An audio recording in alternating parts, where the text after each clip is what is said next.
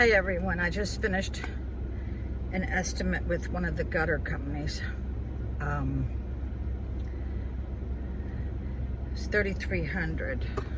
He said he'd give me $165 off if I made my decision today.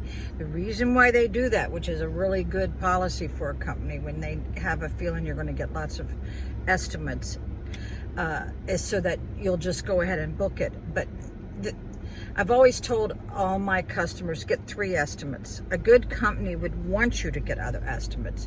Now, I talked to him about black gutters. Now, everybody thinks my house is white. My house is not white. It is very, very light gray. It looks white. But when you look at the white trim around the windows compared to the house, it's definitely a light gray. So I am getting ready to paint my shutters, yes, on the 2nd story, and yes, I will be crawling on a roof, and also on the 1st story. And he said black gutters are really in, and very modern, and make the house look really cool. And I said, I agree totally. So but I'm getting 2 other estimates. I usually tell people to pick the one in the middle, you know, but also you've got to look at the condition of how the employees present themselves. Are they clean? Are they smoking? Are they doing drugs while they're giving you an estimate, right? You got to look at the professionalism. Now, you may have to pay more, but you might get a company that actually shows up when they're supposed to. That was like my job. If I had if I had one person who I couldn't get to because of a storm, instead of calling everybody else on the month schedule, I would just have to put them at the end. That way it doesn't disrupt all the other customers, and less time on the phone. And if you don't have someone answering your telephone for your job, you're not going to make any money. A lot of people don't like leaving voicemails. I did notice that all the companies nowadays want your email. Everything's done by email. Now, that started becoming really big back in the late 2000s, where the companies wanted your email. So, yeah. If we couldn't get to the job because of rain, I actually have it on my contract that acts of God we cannot be held accountable for. So they would understand, you know, because they don't want you working in their house during a thunderstorm, right? So there you go. So I got up this morning.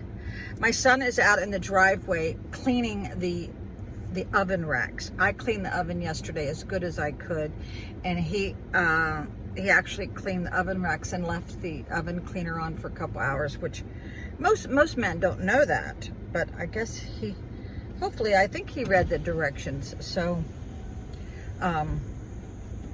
what else? He edged the front yard.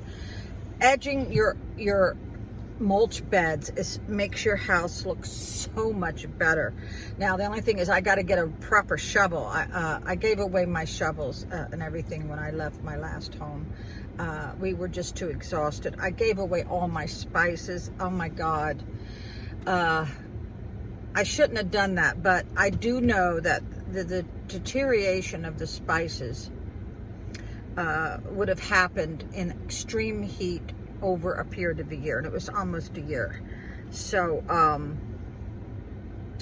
yeah, and let's see, I did give away a lot of my wrapping paper. Oh my God, I had the most gorgeous wrapping paper. I mean, but all these little things add up to your storage space. So yeah, I showed the gentleman where I have access to electricity, and I told him my driveway was wide enough for 3 vehicles if you need be. So I think that will help some of my problems.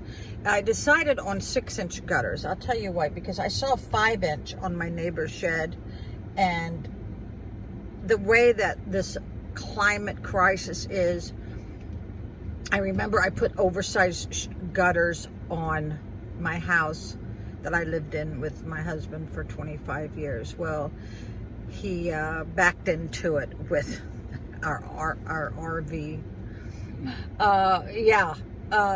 I got oversized gutters because let me tell you what, with the rain, that the way it's coming down in buckets, because I watched it rain the other day and it was coming down in buckets, and I realized 5-inch gutters is not good anymore. Because when it rains, so I'm gonna get 6-inch. And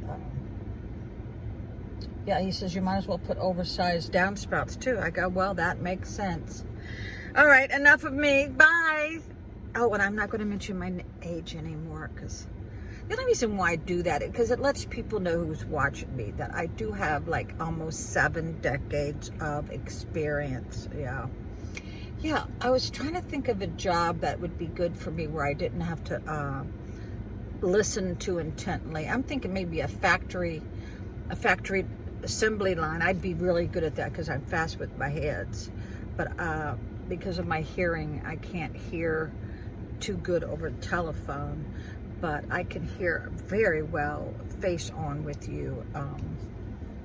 So yeah, so I'm trying to think of I was thinking about a park ranger. Of course, everybody started laughing, and I go, what's there to laugh about?